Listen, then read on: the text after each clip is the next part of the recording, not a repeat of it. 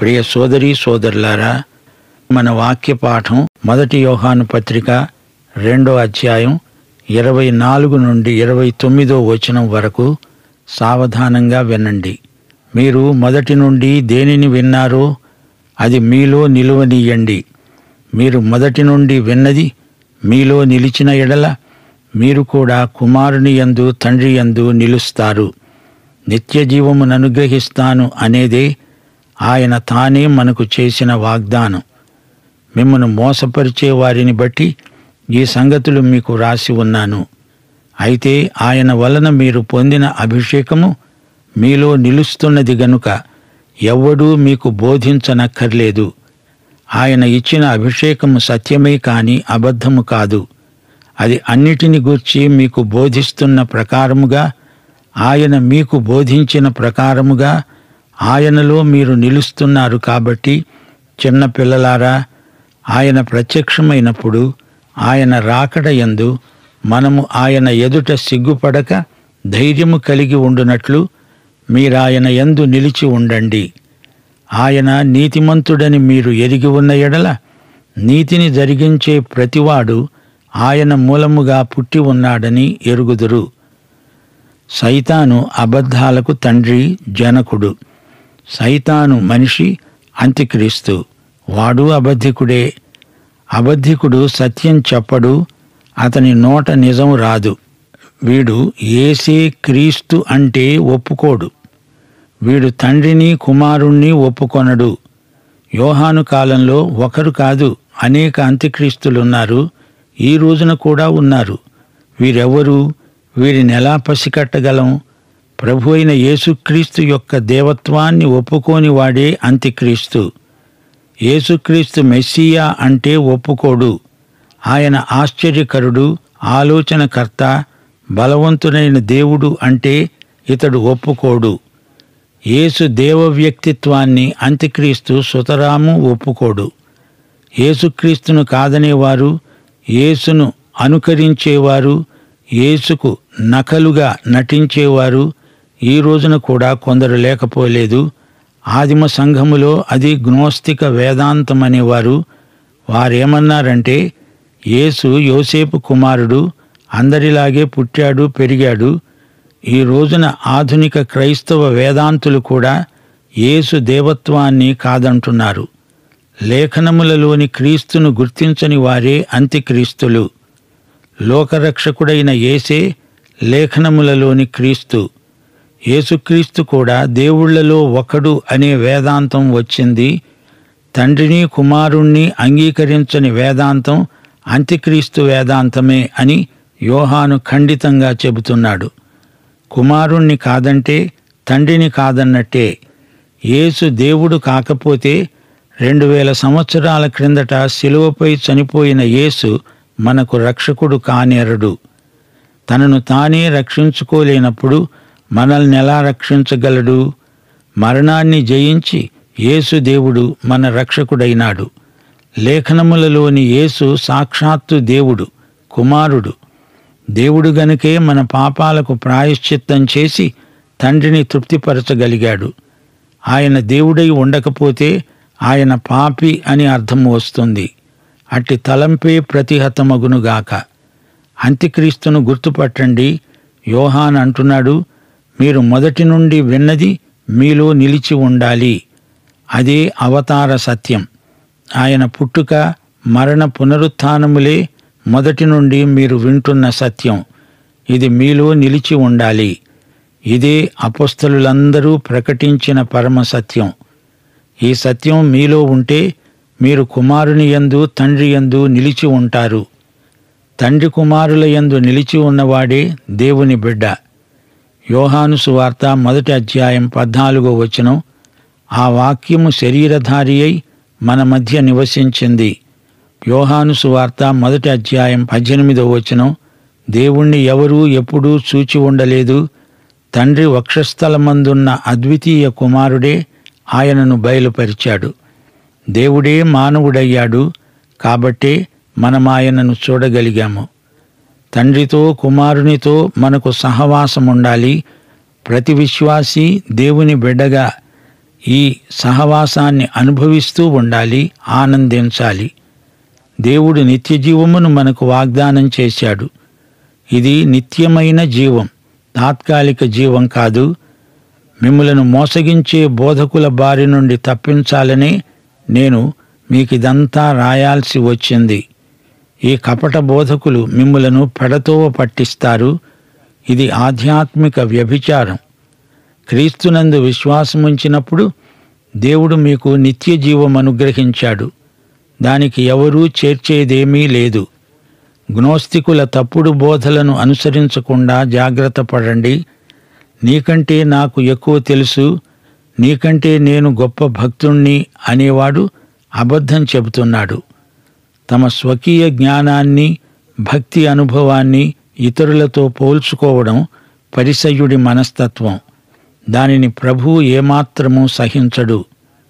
దేవుని కృపలో, జ్ఞానములో ఎదిగేవారు బాప్తిస్మకుడైన యోహానులాగే సాక్ష్యమివ్వగలరు. యోహాను సువార్త 3వ అధ్యాయం 30వ వచనం, క్రీస్తు హెచ్చాలి, నేను తగ్గాలి. దేవుని వాక్య జ్ఞానం మనకు ఏమి బయలుపరుస్తుందనుకుంటున్నారు? మనకు తెలిసింది తక్కువ, తెలుసుకోవలసింది ఎక్కువ.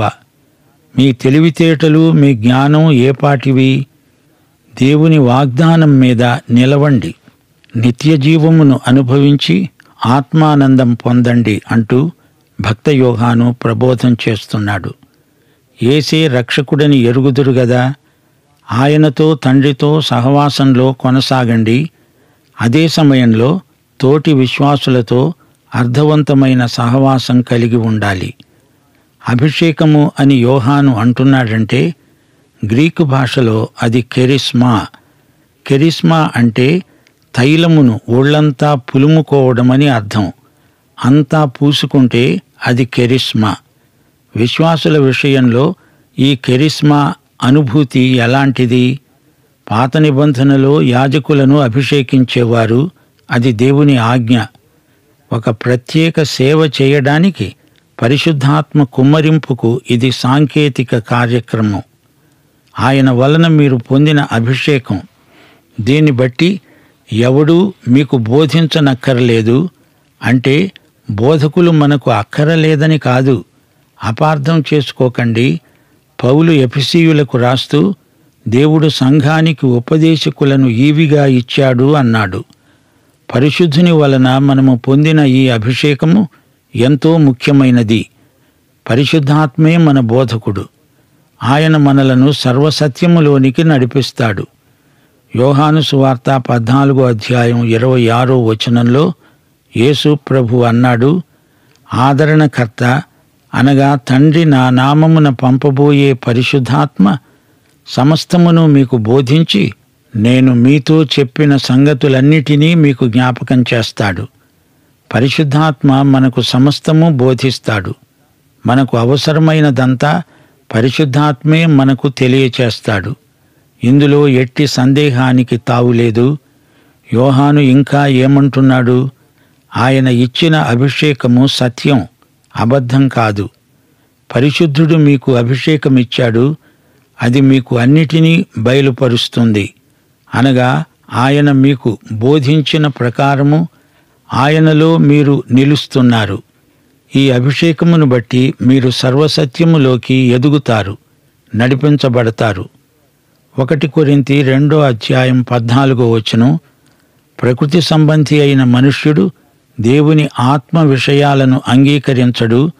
అవి అతనికి వెర్రితనముగా ఉన్నాయి. అవి ఆత్మానుభవము చేతనే వివేచింపదగినవి గనుక అతడు వాటిని గ్రహింపజాలడు. 1 కొరింథీ 2వ అధ్యాయం 9వ వచనంలో పౌలు ఇంకా అన్నాడు, దేవుడు తనను ప్రేమించే వారి కొరకు ఏవి సిద్ధపరిచాడో అవి కంటికి కనపడలేదు, చెవికి వినపడలేదు, మనుష్య హృదయానికి గోచరము కాలేదు అని రాయబడి ఉన్నది. మనకైతే దేవుడు వాటిని తన ఆత్మ వలన బయలుపరిచి ఉన్నాడు. ఇదే విశ్వాసికి పరిశుద్ధాత్మ అభిషేకం. దేవుని వాక్యాన్ని తరచుగా తరచి చదవాలి, ధ్యానించాలి, పరిశోధించాలి, మననం చెయ్యాలి. దేవుని వాక్యం మనలో సమృద్ధిగా నివసించాలి. దేవుని వాక్యంతో నింపబడిన వారిపై పరిశుద్ధాత్మ అభిషేకం నిలిచి ఉంటుంది. వాక్యాన్ని, వాక్యమందలి క్రీస్తును ప్రేమించటంలో ఉజ్జీవము, ఉత్తేజము కలిగించని అభిషేకం అది ఎలాంటి అభిషేకం? ఎందుకా అభిషేకం? కేవలం తాత్కాలిక ఉద్రేకం అభిషేకం కాజాలదు. నిలిచి ఉండే అభిషేకం పరిశుద్ధుడు మనకిచ్చే అభిషేకం.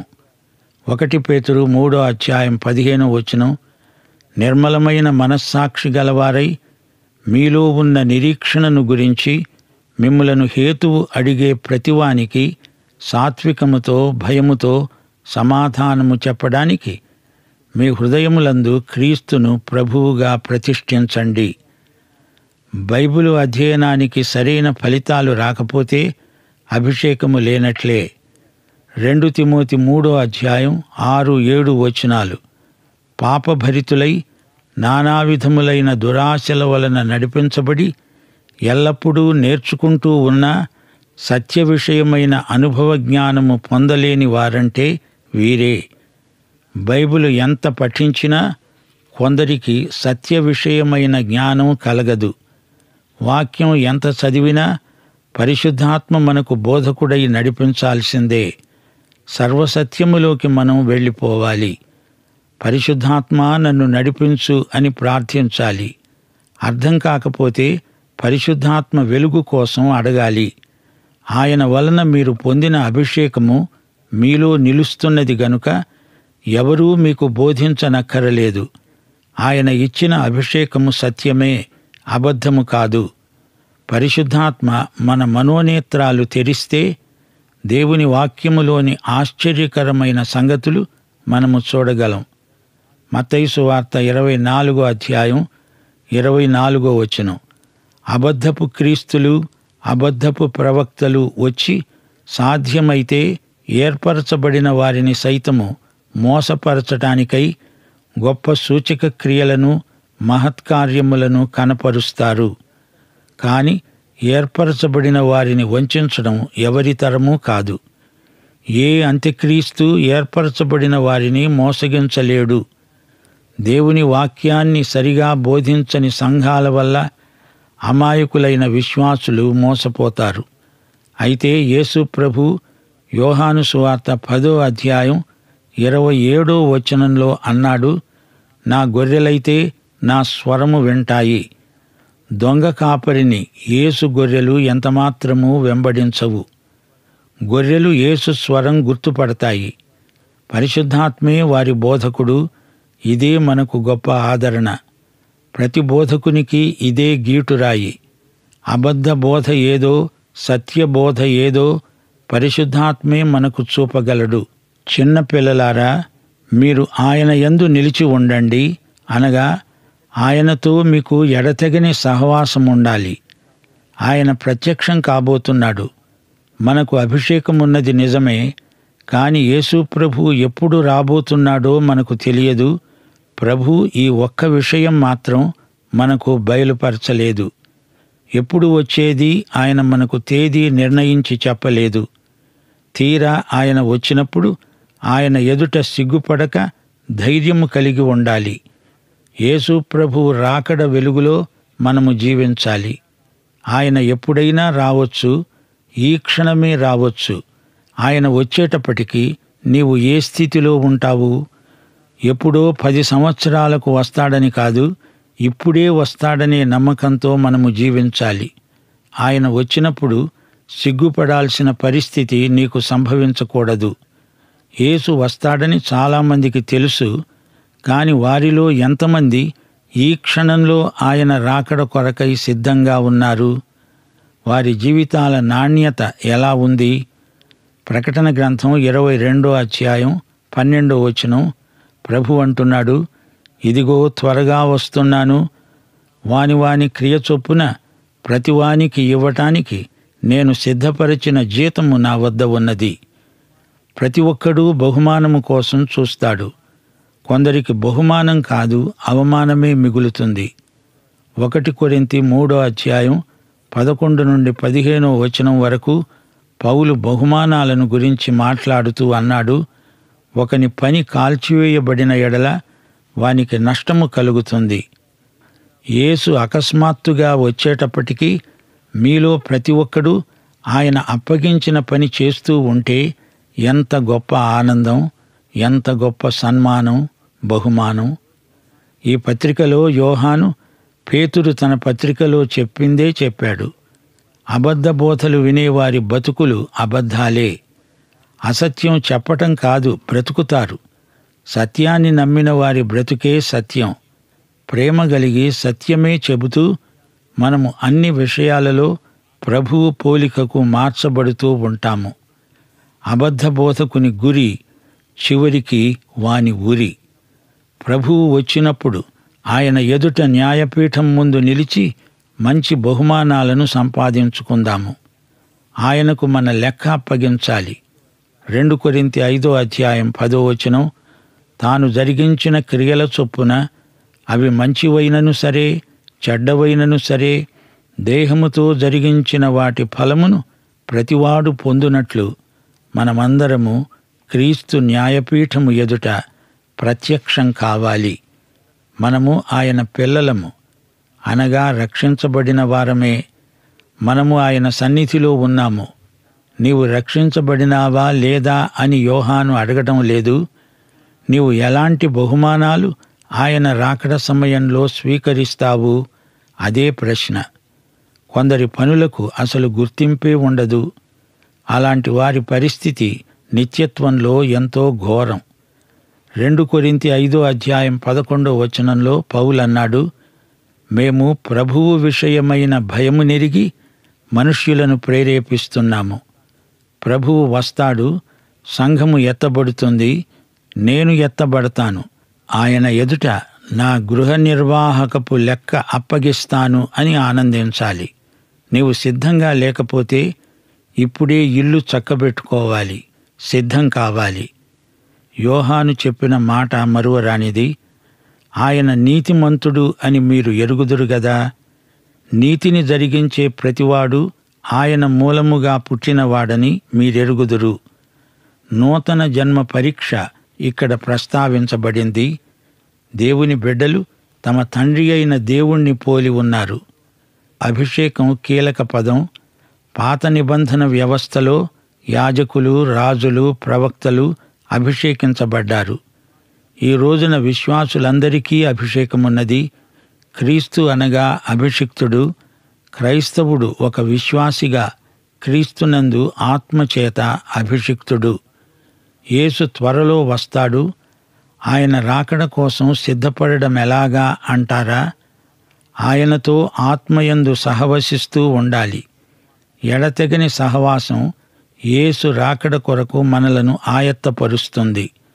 ఆయనను చూడకయే ఇప్పుడు ప్రేమిస్తున్నాము. ఆయన వచ్చినప్పుడు ఆయనతో నిత్యత్వంలో ఉండిపోతాము.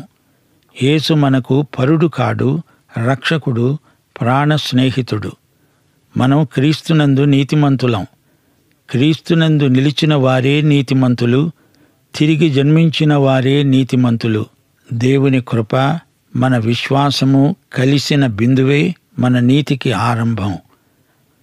మన ప్రభు అయిన యేసుక్రీస్తు వారి దివ్య కృప, తండ్రి అయిన దేవుని పరమ ప్రేమ, పరిశుద్ధాత్మ యొక్క అన్యోన్య సహవాసము, సమాధానము, సంతోషము, సహాయము మనకందరికీ ఇప్పుడు ఎల్లప్పుడూ సదాకాలము నిత్యత్వము పర్యంతము తోడై ఉండునుగాక. ఆమెన్.